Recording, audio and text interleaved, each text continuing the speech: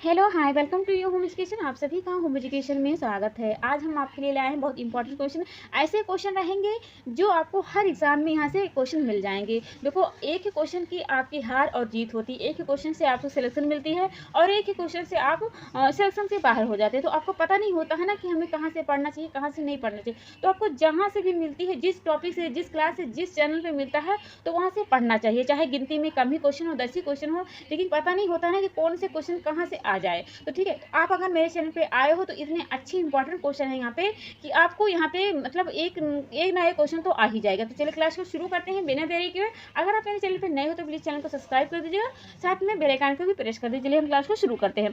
सबसे पहले क्वेश्चन हम आपको बताते हैं कि हमारा पहला क्वेश्चन है, प्राक संक्रियात्मक अवस्था होती है या फिर प्राक संक्रियात्मक अवस्था की आपको टाइम पीरियड बताना है। तो अगर आपने पढ़ा होगा जीन पियाजे का सिद्धांत, तो जीन पियाजे का सिद्धांत आपने पढ़ा होगा तो उसी में आता है ये टॉपिक। यानी जीन पियाजे ने अपना एक सिद्धांत दिया था, जिस सिद्धांत का नाम होता है संज्ञानात्मक विकास। इन्होंने अपना एक थ्योरी दिए थे। ठीक है, ये रहने वाले, वैसे जीन पियाजे तो रहने वाले थे स्विट्जरलैंड के। ये सबसे पहले क्या थे जिन्होंने संज्ञान के क्षेत्र में अपना कार्य शुरू किया था 1920 ईस्वी में। इन्होंने अपने बच्चे पे ही प्रयोग किया और मेरे बच्चे को प्रयोग करते वक्त इन्होंने अपने बच्चे को एक नाम दिया, लिटिल साइंस नाम दिया। ठीक है, तो इन्होंने जीन पियाजे ने अपनी थ्योरी दी, यानी कि संज्ञानात्मक विकास। उन्होंने 4 अवस्थाओं की बात की। एक पहली अवस्था की बात होता है समय है। यहाँ पे एक स्टेटमेंट है, किसी किशोर मनोविज्ञान के माता, किसी किशोर मनोविज्ञान के पिता कहा गया है। ठीक है, तो हमारा ऑप्शन है स्टेनहॉल, बी ऑप्शन है गैरिसन, सी ऑप्शन है गैसल, डी ऑप्शन है थॉर्नडाइक। तो आपको बताना है कि किशोर मनोविज्ञान के पिता किसे कहा गया है। तो ऑप्शन तो आप पढ़ लिए हो, हमें उम्मीद है कि इसका आंसर भी आपको पता होगा। तो इसका ऑप्शन दूसरा का क्वेश्चन का आंसर होगा स्टेनहॉल, यानी कि स्टेनहॉल को कहा गया है किशोर मनोविज्ञान के पिता कहा गया है। चलिए अगले क्वेश्चन की बात करते हैं।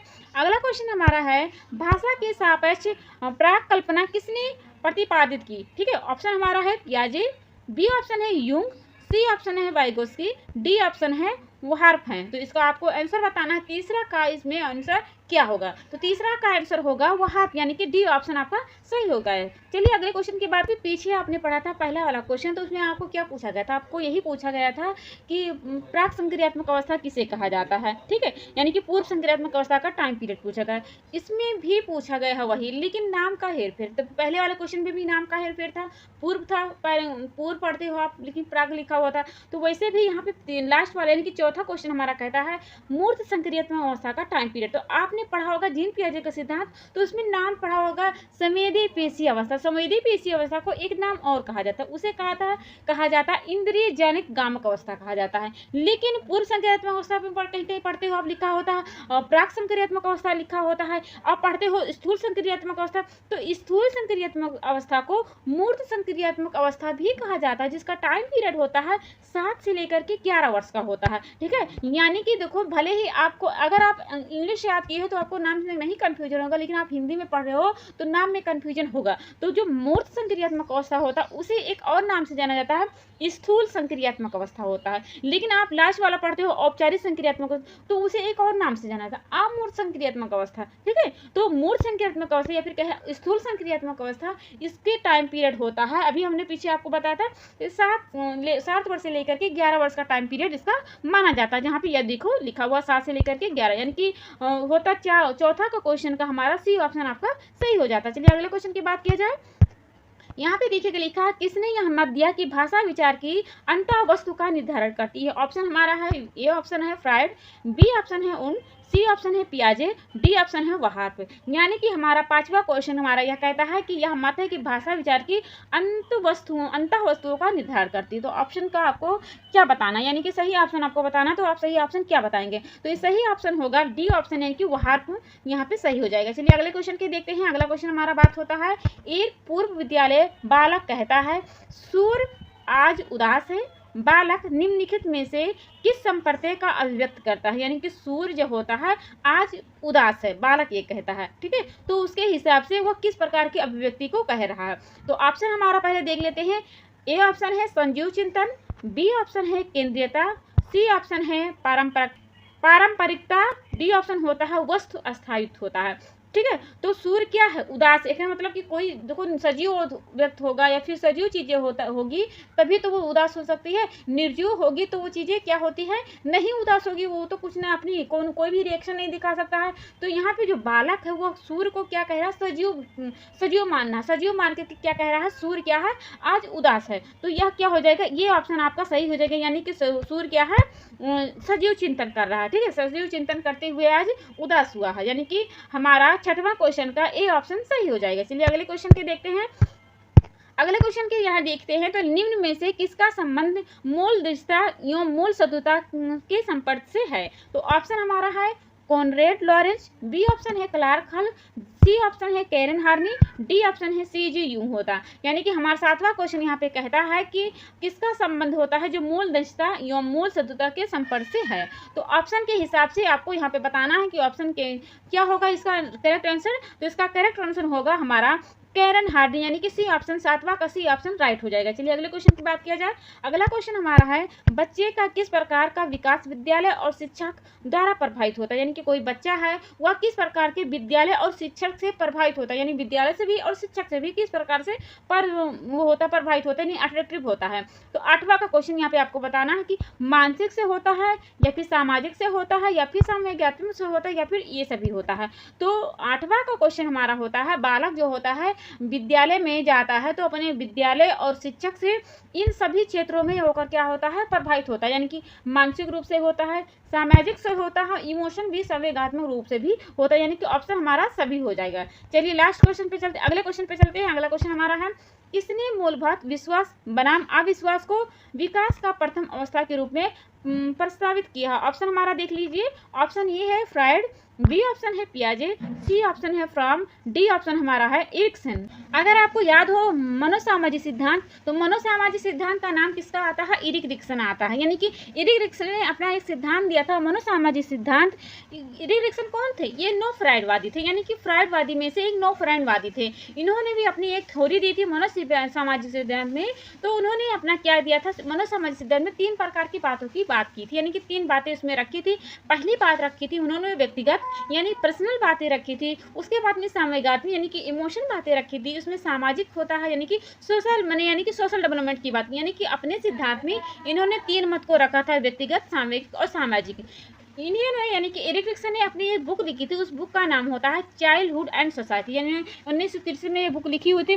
तो उसी बुक में उन्होंने अपनी 8 अवस्थाओं की बात की थी। तो 8 अवस्थाओं में जो पहली अवस्था होता है विश्वास बनाम अविश्वास की अवस्था, दूसरी अवस्था होता है स्वतंत्रता बनाम लज्जाशीलता, तीसरी अवस्था होती है पहल शक्ति बनाम दुष्टता, उसके बाद में 4th अवस्था होती है जिसे कहा जाता है परिश्रम बनाम हीनता, उसके बाद में 5th होता है अहम पहचान बनाम संभ्रांति, 6th घनिष्ठ बनाम विलंघन की, उसके बाद में 7वां अवस्था होता है जन्नात्मक बनाम अवस्था होता है, और लास्ट वाला होता है परिपक्वता अहम संपूर्णता बनाम रिश्ते। तो आपने इरिक रिक्सन में ये सब आपने पढ़ लिया था। तो यहाँ पे क्या पूछा गया है, यहाँ पे आपसे पूछा गया था 9वां सवाल कि मूलभूत विश्वास बनाम अविश्वासी अवस्था कौन सी होती है। तो ये इसका टाइम पीरियड होता है, वैसे तो 7वां अवस्था में ही होता है। तो यानी कि यहाँ पे ऑप्शन क्या हो जाएगा, यानी कि किसने ये बातें रखी थी। तो फ्राइड ने तो ये बातें कही नहीं थी, उन्होंने तो मनोविश्लेषण सिद्धांत की बात की थी, उन्होंने लिबिडो की बात ज़्यादा बात की थी, उन्होंने 3 प्रकार के व्यक्तित्व की बात की थी, इड, ईगो, सुपर ईगो। तो ये तो आपका होगा नहीं। जीन पियाजे आपने अभी पीछे देखा, तो जीन पियाजे तो ये होगा नहीं। जीन पियाजे ने संज्ञानात्मक विश्वास की बात की थी, यानी संज्ञानात्मक विकास की बात की थी। तो यहाँ पे ऑप्शन क्या हो जाएगा, आपका हो जाएगा इरिक रिक्सन हो जाएगा। ठीक है, तो राइट आपका 9वां का क्वेश्चन का राइट आंसर होगा डी ऑप्शन, यानी कि यहाँ पे सही हो जाता है। चलिए अगले क्वेश्चन की बात की जाए। अगला हमारा क्वेश्चन है, एक बच्चा सदैव दूसरे के प्रति सहानुभूति दिखाता है, यह आदत कहलाती है। यानी कि कोई बच्चा है हमेशा दूसरों के साथ क्या करता है, अच्छा व्यवहार करता है और सहानुभूति दिखाता है। तो आपके हिसाब से इसमें राइट आंसर क्या हो जाएगा, पहले ऑप्शन देखते हैं। ए ऑप्शन होता है विचार संबंधित आदत होता है, बी ऑप्शन होता है भावना संबंधित आदत, सी ऑप्शन होता है नाड़ी मंडल संबंधित आदत, डी ऑप्शन होता है नैतिक आदत होता है। तो अगर आपसे पूछा जाए कि कोई बच्चा दूसरों के साथ हमेशा अच्छा होता है, सहानुभूति दिखाता है, तो उसकी जो आदत होती है किस प्रकार से होती है। तो उसकी आदत होती है, यानी कि 10वां क्वेश्चन का इसमें यहाँ पे राइट आंसर हो जाएगा आपका भावना संबंधित, यानी कि उसके पास भावना होता है, भावना संबंधित आदत उसके अंदर होती है, तब ये चीजें दूसरों के साथ व्यवहार करता है। यानी कि 9वां क्वेश्चन का 10वां क्वेश्चन का यहाँ पे बी ऑप्शन आपका सही हो जाता है। चलिए अगले क्वेश्चन की बात की जाए। अगला क्वेश्चन हमारा है, बालक के निम्न में से कौन सा सामाजिक संपर्क का स्रोत सबसे प्रारंभिक और सबसे अधिक चलने वाला होता है? ठीक है, तो पहले ऑप्शन देखिए, ए ऑप्शन है शिक्षक, बी ऑप्शन है परिवार, सी ऑप्शन है सहकर्मी, डी ऑप्शन है मित्र। तो आपसे क्या पूछा गया? आपसे यही पूछा गया है कि सामाजिक संपर्क सबसे प्रारंभिक और सबसे अधिक चलने वाला क्या होता है। ठीक है, तो ऑप्शन आपके ऑप्शन यहाँ पे 4 दिए गए हैं, तो उस ऑप्शन के हिसाब से आपको राइट आंसर बताना है। तो आपके हिसाब से ये क्या हो जाएगा? सबसे राइट आंसर होगा, यानी कि 11वां का यहाँ पे आंसर हो जाएगा आपका बी ऑप्शन, यानी कि परिवार हो जाएगा। चलिए अगले क्वेश्चन की बात किया जाए। अगला क्वेश्चन हमारा है, निम्नलिखित में से कौन सा भाषा के विकास को प्रभावित नहीं करता? ठीक है, यानी कि भाषा के विकास में ऐसा क्या होना चाहिए जो प्रभावित नहीं करेगा? ठीक है, तो ऑप्शन है परिपक्वता, बी ऑप्शन होता है अभिप्रेरणा, सी ऑप्शन होता है स्वास्थ्य, डी ऑप्शन होता है लंबाई या वजन होता है। तो देखो, परिपक्वता का यानी कि कोई बालक है वह उसका परिपक्व है, मैच्योर है, तो भाषा को आसानी से सीख सकता है। अभी प्रेरणा है, यानी कि सीखने की उसकी इच्छा है, वो सीखना चाहता है, तो भाषा को आसानी से सीख सकता है।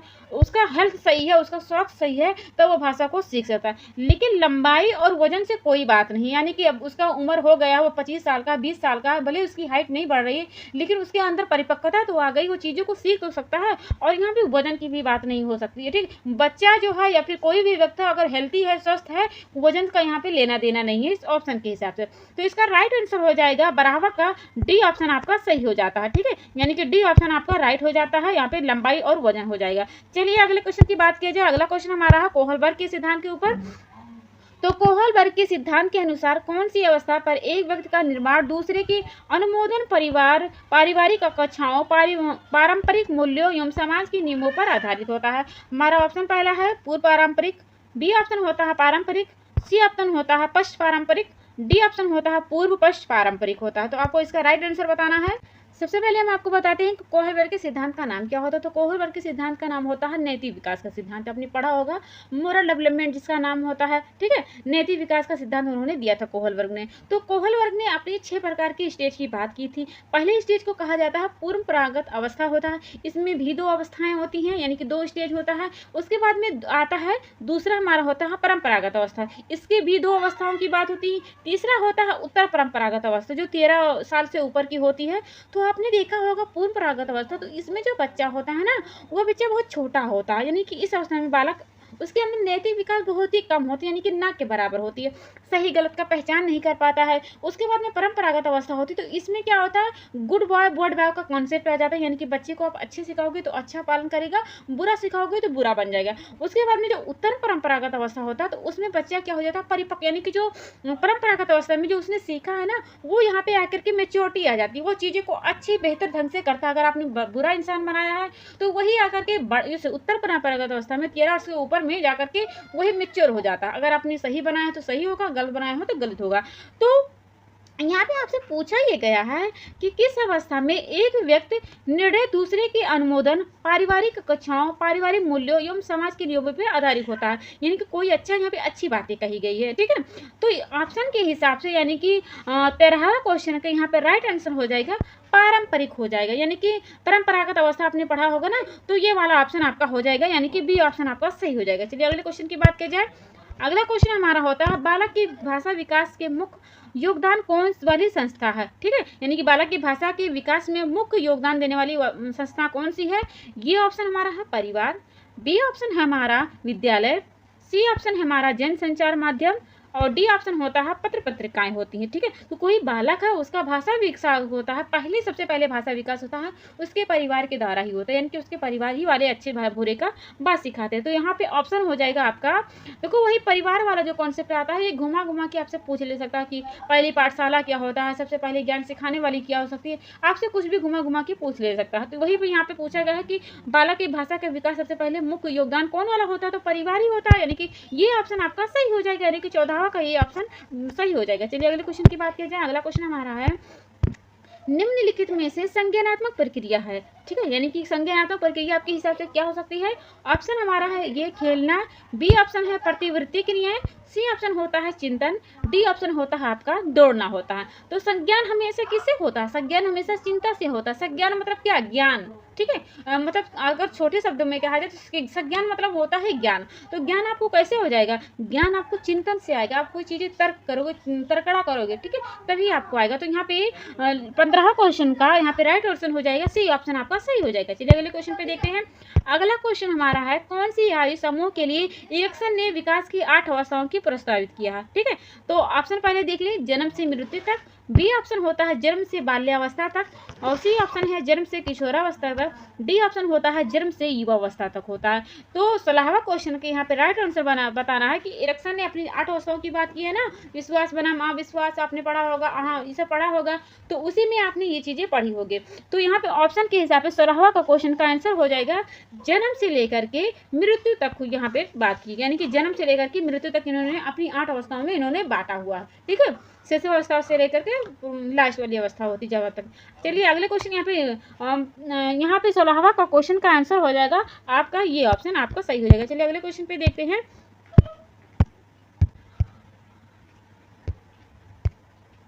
अगला क्वेश्चन है निम्न में से शेषवावस्था की विशेषता नहीं है, यानी कि शेषवावस्था की कौन सी विशेषता नहीं होती है? ऑप्शन हमारा है शारीरिक विकास की तीव्रता, बी ऑप्शन होता है मानसिक क्रियाओं की तीव्रता, सी ऑप्शन होता है, अब देखिए इसमें क्या क्वेश्चन कहता है, निम्न में से शेषवावस्था की विशेषता नहीं है। तो ऑप्शन हमारा है शारीरिक विकास की तीव्रता, बी ऑप्शन होता है मानसिक क्रियाओं की तीव्रता, सी ऑप्शन होता है दूसरों पर निर्भरता, डी ऑप्शन होता है नैतिकता का होना, यानी कि कोई छोटा बालक होता है ना, तो छोटा बालक में ऐसी इसमें क्वालिटी बतानी है आपको कि क्वालिटी कौन सी नहीं होगी, तो उसको तो वो शारीरिक विकास की तीव्रता होती है, यानी कि जब कोई बालक छोटा होता है ना तो उसकी जो लंबाई होती है, कुछ भी जहाँ से भी विकास हो रहा है, चाहे उसकी बुद्धि हो रही, चाहे शारीरिक विकास हो रहा है, चाहे उसका भाषा विकास हो रहा है, तो हर चीज़ें बहुत तेज से होती है, बहुत जल्दी जल्दी होती है। उसके बाद में मानसिक क्रिया है, देखो वो हर चीज़ों को जानने की बहुत ज़्यादा इच्छा करता है, हर चीज़ें उसकी बहुत ज़्यादा पीक पे रहती है, ठीक है, तो उसके ये भी आपका सही हो जाएगा, यानी कि फर्स्ट आपका भी सही हो जाएगा, उसके बाद में सेकंड वाला भी सही हो जाएगा। उसके बाद में यहाँ देखिएगा लिखा है दूसरों पर निर्भर, ठीक है, तो दूसरों पर तो निर्भर रहता है, उसको अगर खाना खिलाओगे तभी खाएगा, उसको नहलाओगे तभी वो नहलाएगा, ठीक है, उसको स्कूल भेजोगे तभी वो खुद से तो जा नहीं सकता, खुद से वो होमवर्क कर नहीं सकता, यानी कि कुल मिलाकर कहा जाए कि दूसरों पर निर्भर रहेगा। लेकिन जो यहाँ पे लिखा हो नैतिकता का होना, तो ये आपका सही नहीं होगा, ठीक है, यानी कि डी ऑप्शन आपका सही हो जाएगा कि जो छोटा बालक होता है, शेषावस्था वाला बालक होता है, उसके अंदर नैतिकता का भावना नहीं होता, किसी के सामने कुछ भी बातें कह सकता है, चाहे अच्छी बातें हो चाहे गंदी बातें हो, उसने सुना है तो वो कह ही देगा। तो हमारा यहाँ पे हो जाएगा 17वां क्वेश्चन की हमारा हो जाएगा राइट आंसर आपका हो जाएगा नैतिकता का होना हो जाएगा। चलिए अगले क्वेश्चन पे बात किया जाए। अगला क्वेश्चन हमारा होता है संवेदना ज्ञान की पहली सीढ़ी होती है, ठीक है, तो ऑप्शन हमारा देखिए लिखा है मानसिक विकास, बी ऑप्शन होता है शारीरिक विकास, डी ऑप्शन होता नहीं, ये ऑप्शन आपका है मानसिक विकास, बी ऑप्शन है आपका शारीरिक विकास, और सी ऑप्शन है आपका ध्यान का विकास, डी ऑप्शन होता है भाषा का विकास। यानी कि संवेदना ज्ञान की जो होती है पहली सीढ़ी आपके हिसाब से कौन सी होगी, ठीक है, तो संवेदना यानी कि आप जानते हैं संवेदना किसकी बात हो रही है, तो ऑप्शन तो आपने पढ़ लिया, तो आपको राइट आंसर बताना है, तो इसका राइट 18वां का राइट आंसर हो जाएगा आपका मानसिक विकास हो जाएगा, यानी कि ये ऑप्शन आपका सही हो जाएगा, ठीक है, यानी कि ये ऑप्शन आपका सही हो जाएगा। चलिए अगले क्वेश्चन की बात किया जाए। अगला हमारा क्वेश्चन है किसको प्रशिक्षण द्वारा व्यवहार में संशोधन की प्रक्रिया माना गया है? हमारा ऑप्शन है ये शिक्षण, बी ऑप्शन है अधिगम, सी ऑप्शन है अभिप्रेरणा, डी ऑप्शन है निर्देश, ठीक है, तो इसका राइट आंसर आपको बनाना है, यानी कि हमारा बनाना है 19वां का, इसमें आपको राइट आंसर क्या हो जाएगा कि प्रशिक्षण द्वारा व्यवहार में संशोधन की प्रक्रिया माना गया है, ठीक है, तो इसमें राइट आंसर आपका हो जाएगा 19वां का राइट आंसर हो जाएगा बी ऑप्शन, यानी कि अधिगम आपका सही हो जाएगा, ठीक है। चलिए अगले क्वेश्चन पे देखा जाए। अगला क्वेश्चन हमारा क्या आता है, किशोरों को नहीं देना चाहिए, यानी कि कोई किशोरावस्था को आप जानते हो कि ये बहुत तूफान वाली अवस्था होती है, तो इसमें आपको क्या नहीं देना चाहिए, ठीक है, यानी कि क्या देखो किशोरावस्था ऐसी होती है जो अगर बुरी संगति में चला गया तो वो बुरा बन जाएगा, अगर अच्छी संगति में गया तो वो अच्छा बन जाएगा, तो आपके हिसाब से यानी कि ऑप्शन के हिसाब से ऐसा क्या होना चाहिए जो आपको नहीं देना चाहिए, तो ऑप्शन पहले पढ़ लेते हैं। ऑप्शन हमारा है अभिप्रेरणा, बी ऑप्शन हमारा है सहानुभूति, सी ऑप्शन हमारा है लालच, डी ऑप्शन हमारा जिम्मेदारियां उठाने के अवसर, ठीक है, तो यहाँ पे क्या हो जाएगा, उसको अभिप्रेरणा देना चाहिए, यानी कि कोई चीज़ अगर सीख रहा है तो उसे मोटिवेट करना चाहिए, उसे कहना चाहिए कि आप ये चीज़ें कर सकते हो, सहानुभूति भी दिखाना चाहिए, यानी कि उसको कोई दिक्कत है तो उसको सहानुभूति ही ना दिखाओ, लालच आपको नहीं देना है। लालच दिखाओगे तो अगर वो लालच कोई भी अगर चीज़ है वो अच्छा चाहता है या बुरा चाहता है, तो अगर उसे लालच दिखाओगे तो वो बुरी चीज़ें कर के वो चीज़ों को पालेगा। ठीक है, तो कुल मिला के लालच आपको नहीं देना, जिम्मेदारी उठाने का अवसर देना चाहिए, क्योंकि अगर उस समय आप नहीं देंगे तो आगे चल करके वो जिम्मेदारी सही से नहीं उठा पाएगा। तो किशोरावस्था को नहीं देना चाहिए आपको, लालच आपको नहीं दिखाना चाहिए, यानी कि विसामा का सी ऑप्शन आपका सही हो जाएगा। ठीक है, चलिए अगले क्वेश्चन की बात करते हैं। अगला क्वेश्चन हमारा है, एक शिक्षक शिक्षार्थी के मानसिक विकास का ज्ञान प्राप्त करने करके जिसकी योजना नहीं बन सकती वह है। आपके हिसाब से ये ऑप्शन होगा पाठ्यक्रम, बी ऑप्शन होगा शिक्षण विधि, सी ऑप्शन होगा विषय वस्तु का चयन, डी ऑप्शन होगा शारीरिक विकास। ठीक है, यानी कि कोई शिक्षक है, शिक्षार्थी है, उसका मानसिक विकास का ज्ञान प्राप्त करने जिसकी योजना नहीं बन सकती वह क्या हो सकती है, आपको बताना है। तो इसका राइट आंसर आपको क्या हो जाएगा, यानी कि 21वां का क्वेश्चन का आपको आंसर बताना है। तो इसका राइट आंसर हो जाएगा डी ऑप्शन, यानी कि शारीरिक विकास यहाँ पे सही हो जाएगा। ठीक है, चलिए अगले क्वेश्चन की बात किया जाए। अगला क्वेश्चन है, बहुत अच्छा क्वेश्चन है, किशोरों की जटिल अवस्था के कारण किशोरों के अध्ययन का विषय होना चाहिए। ठीक है, तो ऑप्शन हमारा है, ऑप्शन यहाँ पे देखिए लिखा है शारीरिक, बी ऑप्शन है मानसिक, सी ऑप्शन है बौद्धिक, डी ऑप्शन है शरीर तथा मन संबंधी। हमारा 22वां क्वेश्चन अब आ गया है। 22वां क्वेश्चन का आपको राइट आंसर बताना है कि किशोरों की जटिल अवस्था के कारण किशोरों की अध्ययन का विषय होना चाहिए। ठीक है, आप जानते हैं किशोरों को जटिल अवस्था क्यों कहा जाता है, क्योंकि वो पीक हर चीज़ें वहाँ पे चेंज हो जाती है, वो समायोजन करना चाहता है, करता है। उसके अलावा देखो उसकी हर चीज़ें चेंज हो जाती है। उसकी अगर लड़का है तो उसकी आवाज़ पतली हो जाती है, उसके शरीर का जो हिस्सा होता है दूसरा रूप बन जाता है। ठीक है, यानी कि डेवलपमेंट हो जाता है, हर चीज़ की परिपक्वता मेच्योरिटी आ जाती है, उसका मेंस्ट्रुअल पीरियड्स आ जाता है। वहीं पे लड़का होता है तो लड़के की जो गले होती है वो भी आवाज़ चेंज हो जाता है। ठीक है, दाढ़ी मूछ निकल, तो यानी कि समायोजन करने की, क्योंकि किशोरावस्था में हर चीज़ें उसकी बदलने लगती है, समायोजन कर, तो उसके जटिल अवस्था के कारण किशोरों के जो अध्ययन होता है उसके विषय में क्या ऐसा टॉपिक दे दिया जाना चाहिए। ठीक है, तो वहाँ पे टॉपिक यहाँ पे ऑप्शन के हिसाब से आप उसको देना चाहिए शरीर तथा मन संबंधी वाला टॉपिक देना चाहिए। ठीक है, चलिए अगला क्वेश्चन बात करें। यहाँ पे 22वां का आपका डी ऑप्शन सही हो जाता है। चलिए अगले क्वेश्चन की बात किया जाए। अगला क्वेश्चन हमारा होता है, जिस प्रक्रिया से व्यक्ति मानव के लिए परस्पर निर्भर होकर व्यवहार करना सीखता है वह कौन सी प्रक्रिया होती है। ऑप्शन हमारा है यहाँ पे देख ले समाजीकरण, बी ऑप्शन हमारा भाषा विकास, और सी ऑप्शन हमारा है व्यक्तित्व मूल, डी ऑप्शन होता है सामाजिक परिपक्वता होता है। ठीक है, तो 23वां हमारा क्वेश्चन कहता है, जिस प्रक्रिया से व्यक्ति मानव के लिए परस्पर निर्भर होकर व्यवहार करना सीखता है वो हमारा होता है सामाजिकरण होता है। ठीक है, यानी कि आपका ये ऑप्शन आपका सही हो जाएगा, ये ऑप्शन हो जाएगा सामाजिकरण, यानी कि ये ऑप्शन सही हो जाएगा। चलिए अगले क्वेश्चन की बात की जाए। चलिए हमारा अगला क्वेश्चन है, किशोर अवस्था की मुख्य विशेषता निम्न में से है। ऑप्शन हमारा है आत्मगौरव, बी ऑप्शन है रचनात्मक, सी ऑप्शन है सामाजिक प्रवृत्ति, डी ऑप्शन है आपका आत्मचेतना होता है। तो आपको 24वां क्वेश्चन का आंसर बताना है राइट कि किशोर अवस्था की मुख्य विशेषता कौन सी होती है। ठीक है, तो मुख्य विशेषता होता है आत्मगौरव होता है, यानी कि ये ऑप्शन आपका सही हो जाएगा। चलिए अगले क्वेश्चन की बात किया जाए। अगला क्वेश्चन हमारा है, किशोरों का संवेग के नियंत्रण का सबसे अच्छा उपाय निम्नलिखित में से कौन सा होगा। यहाँ पे उपाय होगा, तो आपके हिसाब से कौन सबसे उसका संवेग को कंट्रोल करना है, तो आपके हिसाब से कौन सा राइट आंसर हो जाएगा। ऑप्शन हमारा है युक्तिकरण, बी ऑप्शन हमारा है प्रक्षेपण, सी ऑप्शन हमारा शोधन, डी ऑप्शन होता है दमन होता है। तो आपको 25वां का आपको क्वेश्चन का आंसर बताना है कि किसमें राइट आंसर कौन सा हो जाएगा। तो इसमें ऑप्शन के हिसाब से होगा प्रक्षेपण आपका सही हो जाएगा, यानी कि बी ऑप्शन आपका राइट हो जाएगा। चलिए अगले क्वेश्चन पे देखा जाए। अगला क्वेश्चन हमारा होता है, विकास प्रारंभ होता है। विकास प्रारंभ कब होता है, तो विकास जो प्रारंभ होता है ऑप्शन देखिए गर्भावस्था, बी ऑप्शन होता है शिशुअवस्था, सी ऑप्शन होता है किशोरावस्था, डी ऑप्शन होता है बाल्यावस्था होता है। देखो जो ये लास्ट वाला यानी कि बी और सी और डी होता है यह बेबी के जन्म के बाद की अवस्था होती है, लेकिन जो गर्भावस्था होता है जब बेबी माँ के गर्भ में होता है तब यह इसका टाइम पीरियड होता है। ठीक है, तो आपने गर्भावस्था वाला चैप्टर पढ़ा होगा तो यहाँ पे देखा होगा कि गर्भावस्था में भी 3 आते हैं। ठीक है, तो अभी पीछे बताएंगे कि वहाँ पे क्वेश्चन पे आपको सही से समझ में आएगा। अभी यहाँ पे जानेगा कि विकास प्रारंभ होता है जब बेबी माँ के गर्भ में होता है, तभी देखो बेबी छोटा होता है यानी कि आल्पिन के बराबर होता है, लेकिन माँ के गर्भ से बाहर निकला तो एक नवजात शिशु यानी कि न्यूनेट बन के निकलता है, तो उसका विकास हुआ रहता है तभी तो वो बन पाता है, तभी तो नवजात शिशु बन पाता है। तो गर्भावस्था में ही बालक का विकास शुरू हो जाता है, चाहे वो उसका फिजिकल हो चाहे जिस रूप में हो। ठीक है, तो उसका विकास हो जाता है, यानी कि हमारा विकास प्रारंभ होता है गर्भावस्था में, यानी कि ये ऑप्शन आपका सही हो जाएगा। चलिए अगले क्वेश्चन पे देखा जाए। सीखना है एक जटिल क्या है, जटिल प्रक्रिया कौन सी होती है। ये ऑप्शन होता है मानसिक प्रक्रिया, बी ऑप्शन होता है शारीरिक प्रक्रिया, सी ऑप्शन होता है सामाजिक प्रक्रिया, डी ऑप्शन होता है नैतिक प्रक्रिया होता है। तो सीखना एक प्रक्रिया कौन सी होती है, तो सीखना एक प्रक्रिया होती है मानसिक प्रक्रिया, यानी कि आपके अंदर मानसिक यानी कि बुद्धि है तभी कुछ चीज़ों को आप सीख सकते हो। शारीरिक सामाजिक नैतिक प्रक्रिया के यहाँ पे कोई लेना देना नहीं है ऑप्शन के हिसाब से, तो ये ऑप्शन आपका सही हो जाएगा। चलिए अगले क्वेश्चन की बात की जाए।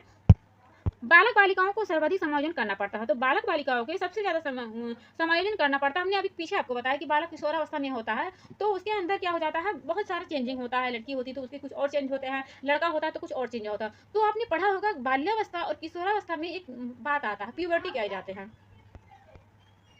तो बाल्यावस्था का जो टाइम होता है 2 वर्ष से लेकर के 12 वर्ष का कहते हो आप, वहीं पे जो किशोरावस्था का समय होता है 13 वर्ष से लेकर के या कई वर्ष में।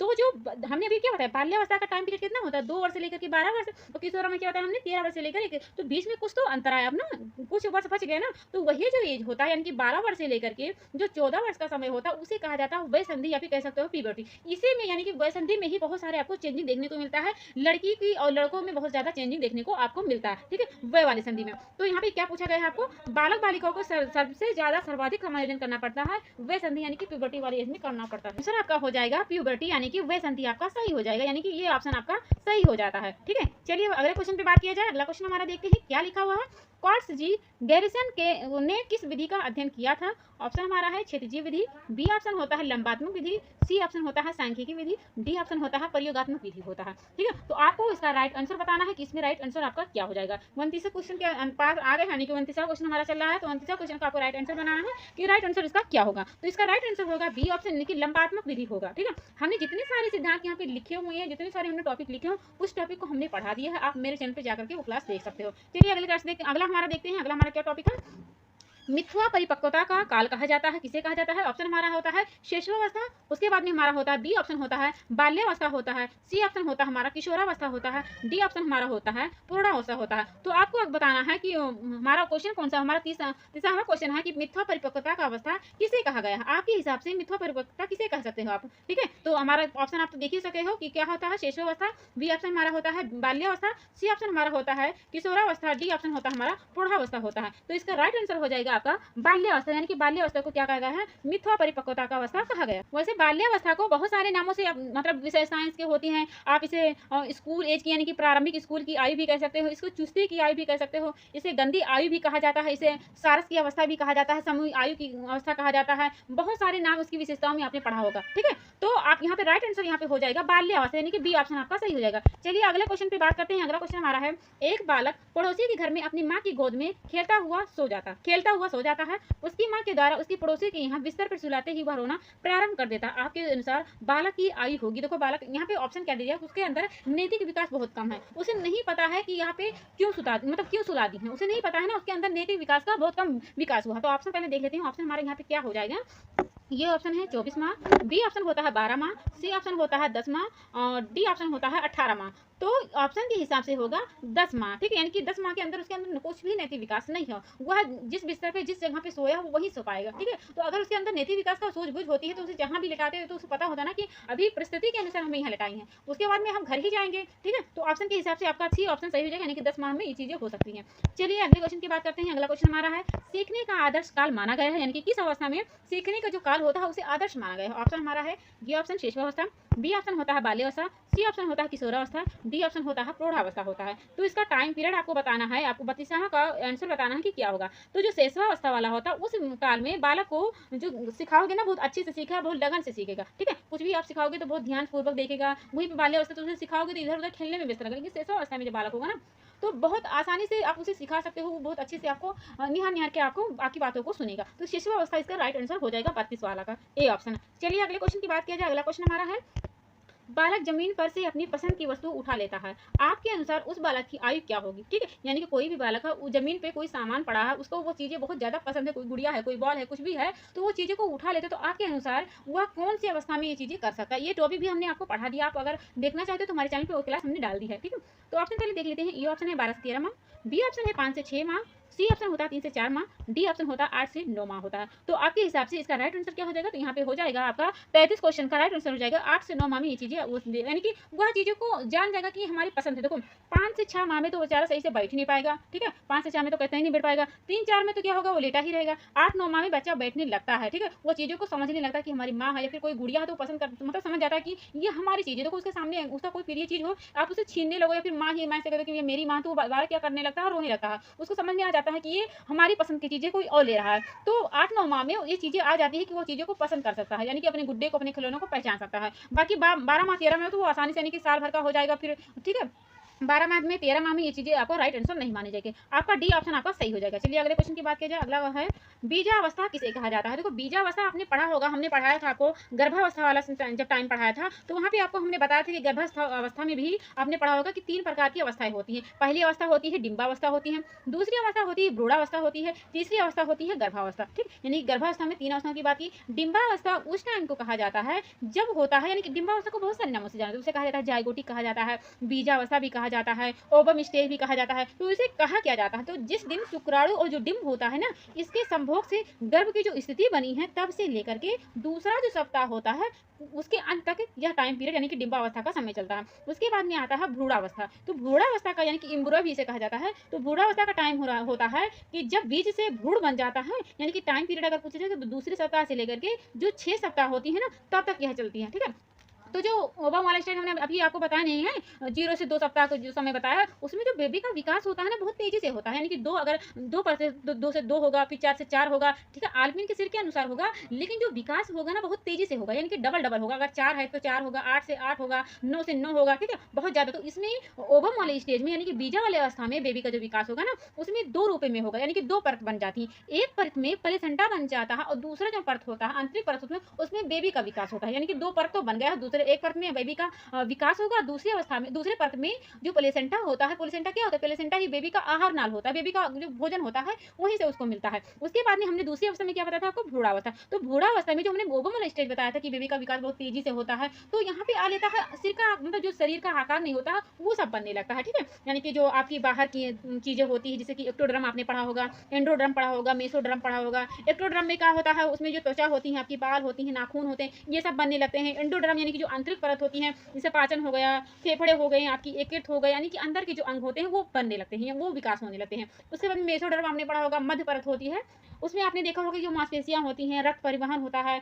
त्वचा की जो आंतरिक चीजें होती हैं, ग्रंथियां होती हैं, इन सब का क्या हो जाता है, विकास होने लगता है। लेकिन जो लास्ट वाला होता है, यानी कि जो गर्भावस्था अवस्था होती है, उसमें जो टाइम पीरियड आपने पढ़ा होगा ना, फर्स्ट चल रहा है, समय चल रहा है, दूसरा महीना चल रहा है, तीसरा महीना चल रहा है, तो ये सब जो टर्म समय चलता है उसमें बेबी का कुछ भी नहीं बनता है, बस सिर्फ बेबी का विकास होता है। ठीक है, तो तीनों स्टेज आपने नहीं पढ़ा तो प्लीज पढ़ लीजिएगा, क्योंकि बहुत सारा इंपॉर्टेंट मैटर वहाँ पे टॉपिक आपको पढ़ने मिल जाएगा। तो बीजावस्था का यहाँ पे टाइम आपको पूछा गया है, तो 0 से 2 सप्ताह का समय होता है। चलिए अगले क्वेश्चन की बात की, हमने बहुत आपको बता दिया बीजावस्था का, ये ऑप्शन आपका सही हो जाएगा। चलिए अगला क्वेश्चन हमारा होता है बालक, यह क्वेश्चन हमारा पूछा गया है, बालक की सिर एवं मस्तिष्क का सर्वाधिक विकास किस अवस्था में होता है। ऑप्शन हमारा होता है प्रौढ़ावस्था, बी ऑप्शन हमारा होता है किशोरावस्था, शैशवावस्था, सी ऑप्शन होता है किशोरावस्था, डी ऑप्शन होता है हमारा बाल्यावस्था होता है। तो बालक का सर्का विकास और मस्तिष्क का विकास सबसे ज़्यादा होता है आपका शैशवावस्था वाली पीरियड्स में, यानी कि शैशवावस्था वाले समय में ये होता बहुत ज़्यादा होता है। चलिए अगला क्वेश्चन, यानी कि बी ऑप्शन यहाँ पर सही हो जाता है। चलिए अगला क्वेश्चन हमारा देखते हैं, 2 से 5 वर्ष की आयु कहलाती है, यानी कि 2 वर्ष से लेकर के 5 वर्ष का टाइम पीरियड आपसे पूछा गया है, तो वो कौन सा टाइम होगा। तो ऑप्शन हमारा है शैशवावस्था, बी ऑप्शन होता है बाल्यावस्था, और सी ऑप्शन भी होता है बाल्यावस्था, डी ऑप्शन होगा आपके हिसाब से किशोरावस्था। आप इसे कुछ और टॉपिक भी, प्रौढ़ावस्था भी लिख सकते हो, प्रौढ़ावस्था। चलिए अब बताइए क्या हो जाएगा। तो 2 वर्ष से लेकर के 5 वर्ष का टाइम ऐसे पूछा गया, तो वो आपके हिसाब से क्या होगा, तो इसका समय होगा आपका शैशवावस्था, यानी कि शैशवावस्था का इसका टाइम पीरियड होता है। चलिए अगले क्वेश्चन की बात की जाए। अगला क्वेश्चन हमारा है, गर्भ में संतान सर्वाधिक प्रभावित होता है। तो गर्भ में अगर संतान है, बेबी है, तो सबसे ज़्यादा किससे प्रभावित होता है, माँ के पोषण से, माँ के टीवी देखने से, आस पड़ोस से, पूर्वज से, किससे होगा आपके हिसाब से। तो माँ का पोषण होगा, माँ के टीवी देखने से तो कोई बात नहीं बनी, आस पड़ोस से भी, पूर्वजों से भी, तो ए ऑप्शन आपका सही हो जाएगा, यानी कि माँ के पोषण से ही बेबी को भोजन मिलेगा।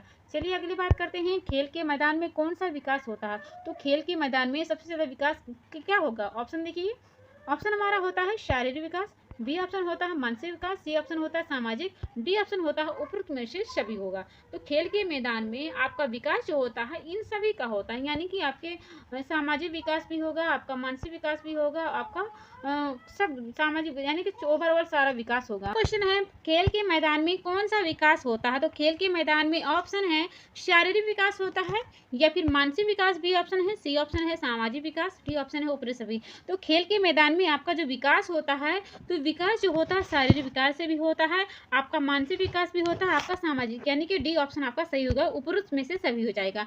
जो हमारा अगला क्वेश्चन है, अगला क्वेश्चन पे देखिएगा लिखा है बालक में संस्कारों का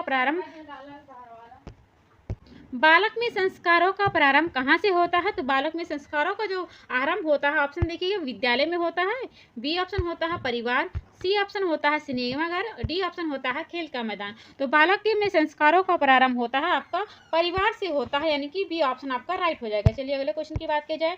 अगला हमारा क्वेश्चन है निम्न में से एक विकास की अवस्था होती है। तो ऑप्शन हमारा है, पहला ऑप्शन है गुणात्मक, बी ऑप्शन है संख्यात्मकता, सी ऑप्शन है निश्चित आयु तक चलने वाली क्रिया, डी ऑप्शन होता है शारीरिक अंगों में परिवर्तन का सूचक।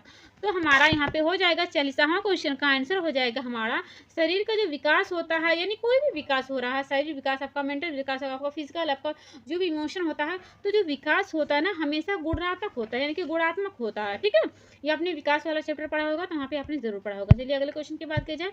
नवजात शिशु का यहाँ पे भार बताना है। तो नवजात शिशु का भार जो होता है वो कितना होता है? 6 पाउंड होता है, या फिर 7 पाउंड होता है, या फिर 8 पाउंड होता है, या फिर 9 पाउंड होता है। तो आपने नवजात का शिशु वाला पढ़ा होगा, पार्टूनेट न्यूनेट पढ़ा होगा ना। पार्टूनेट आपने पढ़ा होगा कि अगर 30 सिक होता है तो उसे कहा जाता है पार्टूनेट। अगर जन्म से लेकर के 30 दिन तक के उसका समय है तो उसे कहा जाता है न्यूनेट कहा जाता है। ठीक है, तो उसी में आपने ये सब पढ़ा होगा कि बेबी का भार कितना होता है, बेबी का सब कुछ जो भी चीज़ें होती, बेबी के मल को क्या कहा जाता है, बेबी के त्वचा को कहा जाता है, मनीष को सोजा कहा जाता है, बेबी के वाल को कहा जाता है लिंगो कहा जाता है, बेबी के बाथरूम को कहा जाता है मेकोनियम कहा जाता है। आपने जरूर पढ़ा होगा, अगर नहीं पढ़ा तो मेरे चैनल पर वो भी क्लास है, हमने पढ़ा दिया है, वहाँ से भी बहुत ज़्यादा क्वेश्चन में आपसे पूछ लिया जाता है, आपको चाइल्ड डेवलपमेंट भी। ठीक है, तो यहाँ पे हो जाएगा बेबी का पाउंड क्या होता है, यानी कि शिशु का भार होता है। अगर पाउंड के हिसाब से पूछा रहा है तो पाउंड के हिसाब से हो जाएगा 7 पाउंड, लेकिन अगर किलो से पूछा जाएगा तो 2.5 से 3 किलो आप राइट लगा सकते हो। चलिए अगला क्वेश्चन पे बात करते हैं। यहाँ पे बी ऑप्शन तो सही हो गया है। यहाँ पे देखिएगा लिखा है जड़ बुद्धि वाले बालक की बुद्धि लब्धि कितनी होती है। तो जड़ बुद्धि के बालक की बुद्धि लब्धि आपको पता होता है कि प्रतिभाशाली वाले होते हैं, संतुलित वाला बालक होता है, ठीक है, औसत वाला बुद्धि वाला बालक होता है। तो यहाँ पे जड़ बुद्धि की बात पूछी गई है। ऑप्शन है हमारा 11 से 120, बी ऑप्शन है 21 से 110, सी ऑप्शन है 71 से 80, डी ऑप्शन है 71 से कम। तो हमने आपको कल बढ़ाया था ना, कल वाले चैप्टर में आपको बताया था कि बुद्धि का परीक्षण होता है, तो उसमें आपने पढ़ा जड़ बुद्धि हो जाती है 71 से जो कम वाले होते हैं उसे आप किसी स्कूल में नहीं पढ़ा सकते, बाकी उससे ऊपर हैं 80 हैं 90 हैं 110 से, तो इन सब बच्चों को आप आसानी से कोई बातें सिखा सकते हो। लेकिन अगर 71 से कम है ना तो वो जड़ बुद्धि की श्रेणी में आएगा, उसे आप कोई अच्छी चीज़ें या कोई चीज़ें आप उसे नहीं सिखा सकते हो। तो यहाँ पे डी ऑप्शन आपका राइट हो जाएगा, 42 का डी ऑप्शन। चलिए भाई अगले क्वेश्चन की देखा जाए। अगला क्वेश्चन हमारा होता है शिक्षा मनोविज्ञान की उत्पत्ति का वर्ष कौन सा वर्ष माना जाता है? 1947, 1920, 1940, 1900। तो हमारा यहाँ पे ऑप्शन क्या हो जाएगा? ऑप्शन के हिसाब से शिक्षा मनोविज्ञान की उत्पत्ति होता है आपका यहाँ पे हो जाएगा डी ऑप्शन, यानी कि 1900 यहाँ पे करेक्ट हो जाएगा। चलिए अगले क्वेश्चन की बात किया जाए। अब अगला क्वेश्चन है, हम आखिरी क्वेश्चन को चल रहे हैं, हमारा 44 क्वेश्चन पे आ गए हैं। बुद्धि लब्धि मापन के जन्मदाता कौन से हैं? तो बुद्धि लब्धि के मापन की ये भी चैप्टर हमने पढ़ा दिया है। तो बुद्धि लब्धि के मापन की जो जन्मदाता हैं उनका जन्मदाता पहले ऑप्शन देखिए ईस्टर्न है, बी ऑप्शन है बीने है यानी कि बीने साइमन जिसे कहा जाता है, सी ऑप्शन होता है टर्मेन, या फिर डी ऑप्शन कहा जाता है, इनमें से कोई नहीं। तो यहाँ पे ऑप्शन के हिसाब से यानी कि 44 का ऑप्शन हो जाएगा आपका टर्मेन, यानी कि बुद्धि लब्धि के जो जन्मदाता माना जाते हैं वो टर्मन जी को माना जाता है, यानी कि सी ऑप्शन आपका सही हो जाएगा। चलिए अगले क्वेश्चन चलते हैं। यहाँ पे देखिए लिखा है आधुनिक मनोविज्ञान का अर्थ होता है। आधुनिक मनोविज्ञान का अर्थ है, ऑप्शन है मन का अध्ययन, बी ऑप्शन होता है आत्मा का अध्ययन, सी ऑप्शन होता है शरीर का अध्ययन, डी ऑप्शन होता है व्यवहार का अध्ययन। तो 45 का क्वेश्चन का आंसर हो जाएगा आपका डी ऑप्शन, यानी कि व्यवहार का अध्ययन मतलब माना जाता है मनोविज्ञान के अर्थ को। चलिए अगला क्वेश्चन हम बात करते हैं। अगला क्वेश्चन हमारा है विद्यालय क्षेत्र में रचनात्मक निर्धारकों को जानने के लिए इनमें से कौन सा उपागम नहीं है? ऑप्शन हमारा है वार्तालाप क्वेश्चन, बी ऑप्शन है बहुकल्पीय प्रश्न, सी ऑप्शन है परियोजना कार्य, डी ऑप्शन होता है मौखिक प्रश्न। तो हमारा 46 का क्वेश्चन का आंसर हो जाएगा हमारा यहाँ पे 46 का हमारा हो जाएगा बी ऑप्शन, यानी कि बहुविकल्पीय प्रश्न हो जाएगा। चलिए अगले क्वेश्चन की बात किया जाए। अगला क्वेश्चन हमारा है संयोगात्मक राजनीति की किस श्रेणी में महिलाएं निम्न से संबंधित नहीं है। ऑप्शन है स्वीकार्यता, बी ऑप्शन है प्रतिरोध, सी ऑप्शन होता है क्रांति, डी ऑप्शन होता है अनुकूलन होता है। तो हमारा 47 का क्वेश्चन का आंसर हो जाएगा बी ऑप्शन, यानी कि प्रतिरोध हो जाएगा। चलिए देखते हैं अगला क्वेश्चन की बात करते हैं। अगला क्वेश्चन हमारा है समाजीकरण वह प्रक्रिया है जिसमें बच्चे और वयस्क सीखते हैं। ऑप्शन हमारा है परिवार से, बी ऑप्शन होता है विद्यालय से, सी ऑप्शन होता है साथियों से, डी ऑप्शन होता है इनमें से सभी से। तो अगर आपसे पूछा जा रहा है 48 क्वेश्चन का आंसर कि सामाजिकरण वह प्रक्रिया जिसमें बच्चे और वयस्क सीखते हैं, बच्चे और वयस्क दोनों सीखते हैं, तो परिवार से भी सीखते हैं, विद्यालय से भी सीखते हैं, साथियों से भी सीखते हैं। अगर इनमें से सभी बताया गया है ना तो ये सभी हो जाएगा, लेकिन अगर इनमें से सभी ना होकर के कुछ एक चीज़ लिखा होता तो परिवार आ जाता है, लेकिन इनमें से सभी कह दिया है ना डी ऑप्शन, तो आपका डी ऑप्शन आपका सही हो जाएगा, यानी विद्यालय से भी सीखता है, साथियों से भी सीखता है, परिवार से भी सीखता है। तो 48 का हमारा क्वेश्चन का आंसर हो जाएगा डी ऑप्शन। चलिए अगला क्वेश्चन की बात करते हैं। अगला क्वेश्चन हमारा है शिक्षक को ज्ञान होना चाहिए। तो शिक्षक को क्या ज्ञान होना चाहिए। ऑप्शन है अध्यापन विषय का, बी ऑप्शन होता है बाल मनोविज्ञान का, सी ऑप्शन होता है शिक्षा संहिता का, डी ऑप्शन होता है अध्यापन विषय एवं बाल मनोविज्ञान का। तो हमारा होता है 49 क्वेश्चन का राइट आंसर हमारा हो जाता है डी ऑप्शन, यानी कि अध्यापन विषय एवं बाल मनोविज्ञान का ये राइट आंसर हो जाता है। चलिए अगले क्वेश्चन की बात किया जाए। बाल मनोविज्ञान के आधार पर कौन सा कथन सर्वोत्तम है। तो यहाँ पे है सारे बच्चों के जैसे होते हैं, बी ऑप्शन होता है प्रत्येक बच्चा विशिष्ट होता है, यहाँ पे सी ऑप्शन है आपका कुछ बच्चे विशिष्ट होते हैं, डी ऑप्शन होता है कुछ बच्चे एक जैसे होते हैं। ठीक है, तो बाल मनोविज्ञान का सबसे अच्छा कथन आपके हिसाब से कौन सा होगा। तो यहाँ पे 50 क्वेश्चन का राइट आंसर हो जाएगा आपका बी ऑप्शन, यानी कि प्रत्येक जो बच्चा होता है विशिष्ट होता है, कुछ बच्चे तो नहीं होगा, सारे बच्चे भी नहीं होता है, और कुछ बच्चे एक जैसे ये भी नहीं होगा। तो बी ऑप्शन आपका सही हो जाएगा, यानी कि ये वाला ऑप्शन आपका सही हो जाएगा। चलिए अगले क्वेश्चन पे बात करते हैं। अगला क्वेश्चन हमारा खत्म हो गया, यानी कि हमने 50 क्वेश्चन हमने बहुत अच्छे से किया। आशा करते हैं आपको 50 क्वेश्चन में से आपको 2-3 क्वेश्चन ऐसे टफ लगे होंगे, बाकी आपको सारे क्वेश्चन का आंसर आपको पता रहा होगा। अगर आपको पता रहा होगा तब तो अच्छी बात है, अगर नहीं पता होगा तो आपको क्लास में और पढ़ने की, यानी कि आपको अच्छे से तैयारी करने की जरूरत है। अपनी क्लास को यहीं पर एंड करते हैं। आशा करते हैं आपको ये क्वेश्चन अच्छा लगा हो। अगर अच्छा लगा हो तो प्लीज़ लाइक और सब्सक्राइब करना मत भूलिएगा। अपनी क्लास को यहीं पर खत्म करते हैं, मिलते हैं कल एक नई क्लास में, तब तक के लिए take care and bye bye.